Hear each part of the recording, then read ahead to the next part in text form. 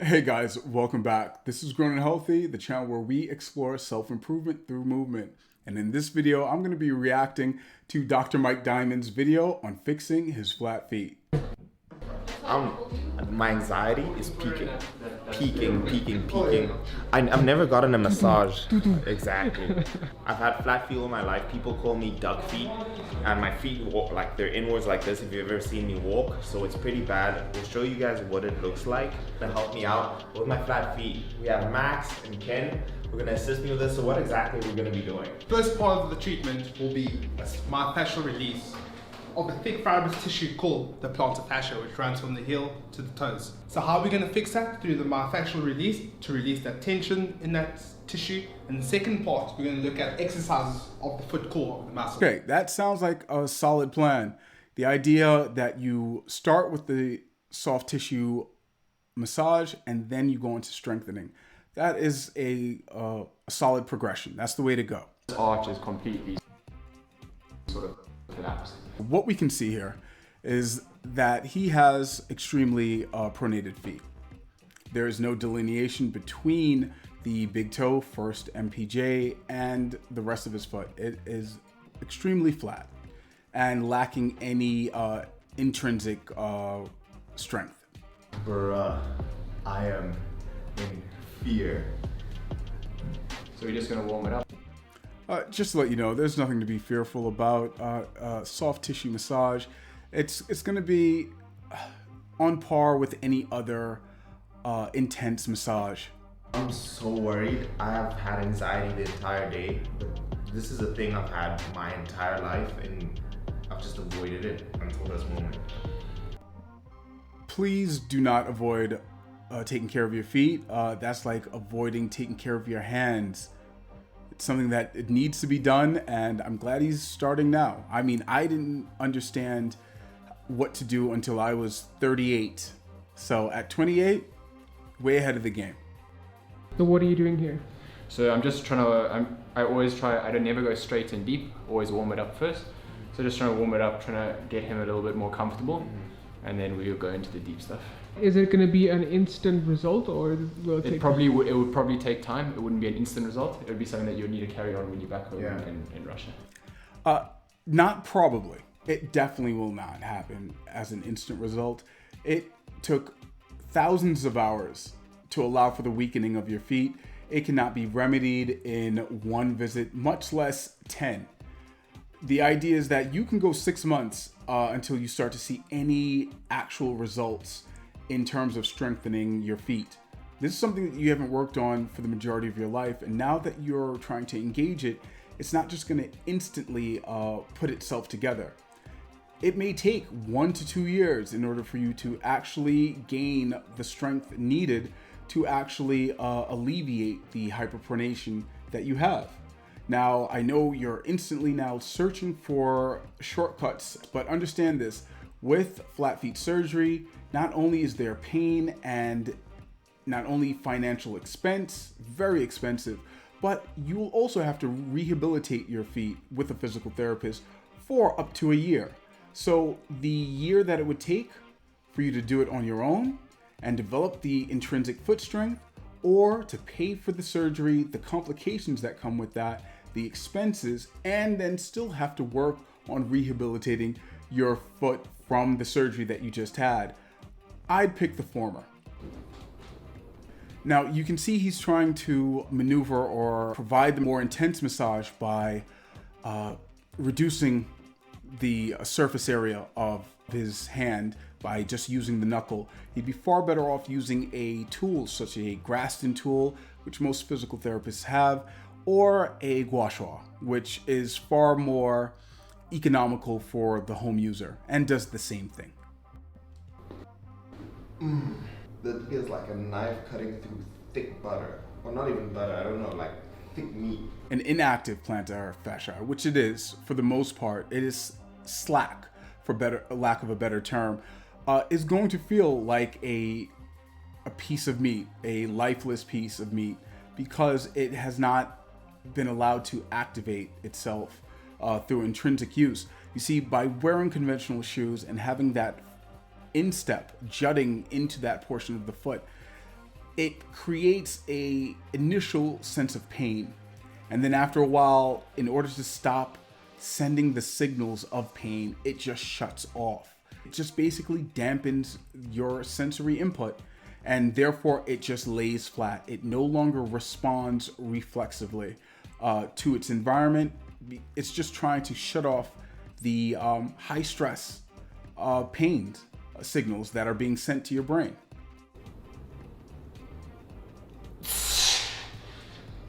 Okay, let's talk about it, because it's this is a good frame to stop on. Look at the shape of his toes. And what do they remind you of?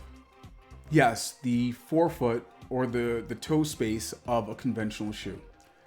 Whether a dress shoe or running shoe, they all converge in the same shape that his toes are displaying right now, showing that his feet have been malformed by wearing conventional shoes. I mean, you need no more proof of the damage done by wearing shoes with a narrow toe box, with a toe spring, elevated heel. This is indicative of all the problems that exist with wearing conventional shoes and what it has caused to him. Here it is, his feet are out of shoes. They are free to splay, and they cannot. In fact, they are overlapping each other in a way that I'm surprised he's able to keep balance. Your feet are your hands, and your big toe is your thumb. And you want dexterity in the thumb. If you were to perform a handstand, you would splay all the fingers to cover as much surface area as possible to provide as much stability as possible. Now, what the shoes are doing is they are squeezing. They're converging your toes together, and now your range of motion for your big toe is very limited. Now, just think about how limited you would be if your hands had this degree of dexterity. If it only had this degree of dexterity, there's not much that you'd be able to do. And this is indicative of a bunion. Just think of it that way. This is a bunion. This is your big toe going laterally. And as you can see in this freeze frame, that is basically what his toes are doing right now. So therefore, there's no ability for you to stabilize or to adjust or balance on the fly or catch yourself or do anything that you should be doing naturally as a human being. Basically, he has nerfed himself through his choice of footwear. And it's not necessarily his fault. Fashion constraints, how you were raised, your environment, they all play a part. Everyone wants to be liked. And through that, we want to fit in and wear what other people are wearing. And it's not for everyone. And it's definitely not for his feet. Yeah, I mean, the cameraman is laughing. I don't know if it's a bit of schadenfreude or it's for his overacting. Yes, through this soft tissue massage, you will feel some level of intensity. With what he's carrying on with, maybe not that extent. But everyone's different. It's right there at the arch. Right there. Yeah. That is the same point of pain that he has when he's wearing conventional shoes. That's the only reason why he knows what that part would be called, because he hasn't exhibited an arch. Basically, he has none, but he recognizes that pain, and that's what people have to understand. Once you are wearing conventional shoes long enough, that initial pain that you have, especially when you buy a new pair of conventional shoes, and it disappears. The pain really, the problem hasn't disappeared, but your body has just stopped barraging you with the signals in order to lower your stress.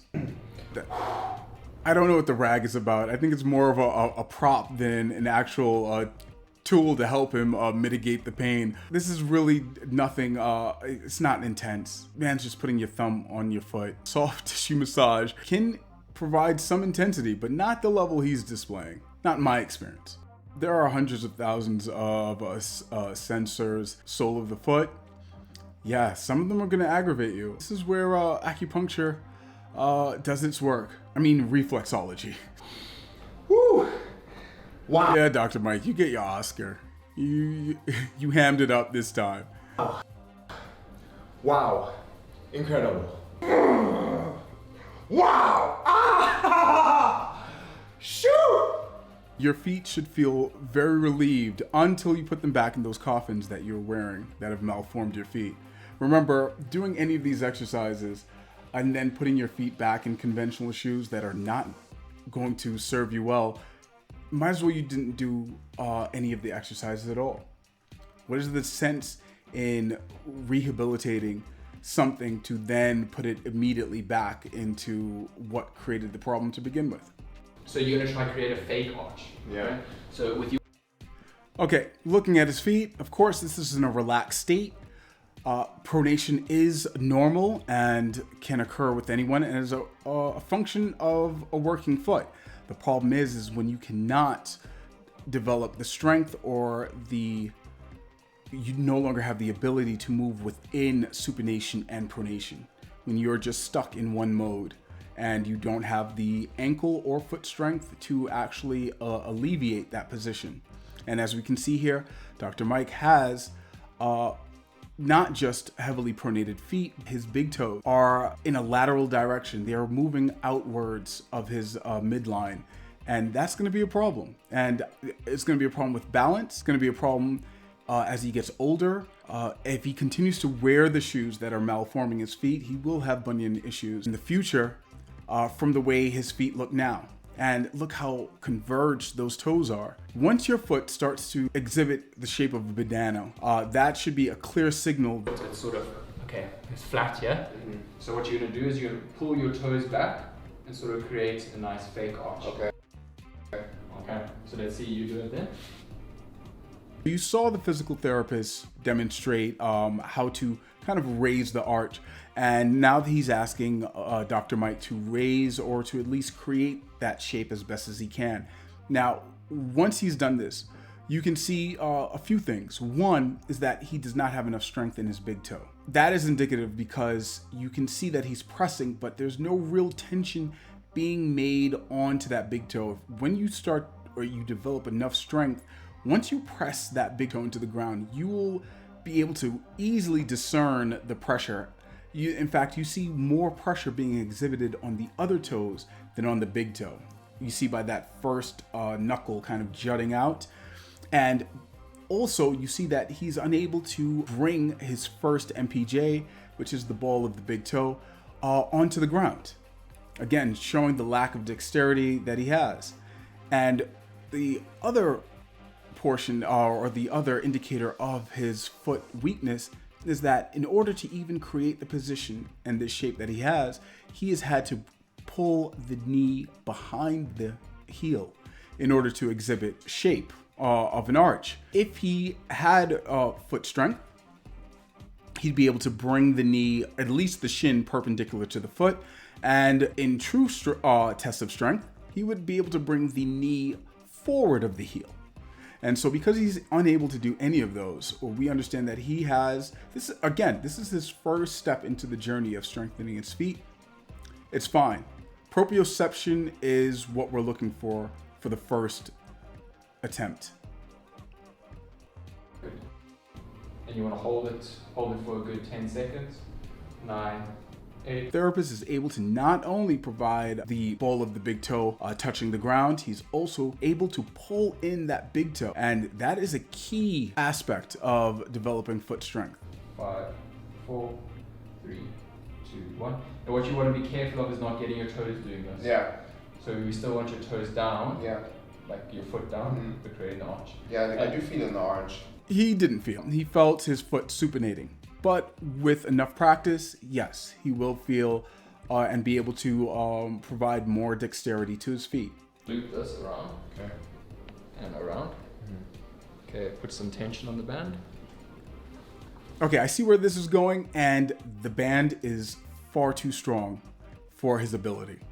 There is no way that he'll be able to perform this exercise just by the level of the band. He needs something, a band with this level of strength.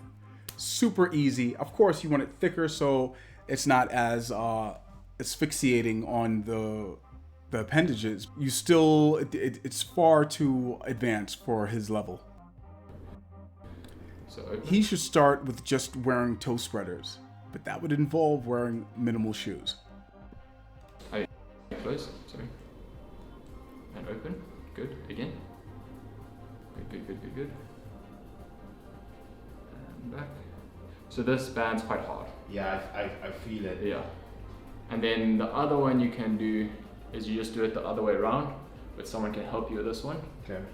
So they'll be holding it like this, and you're going to bring the toe out. So just the toe. Yeah. It's really hard. It's Yeah. no motor control. Yeah.